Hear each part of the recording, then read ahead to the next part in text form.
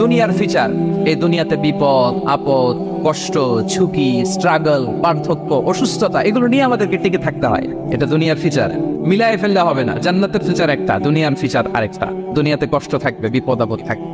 এই দুনিয়ার ফিচারটা আল্লাহ তাআলা কোরআনের একটা আয়াতে খুব চমৎকার ভাবে উল্লেখ করেছেন। ফেরাউনের ভয়ে দেশ ত্যাগ করলেন, মিশর থেকে মাদিয়া। আবার আল্লাহর আদেশে যখন ফিরে আসলেন, আবার ফেরাউনের সাথে তর্ক বিতর্ক, যুদ্ধ।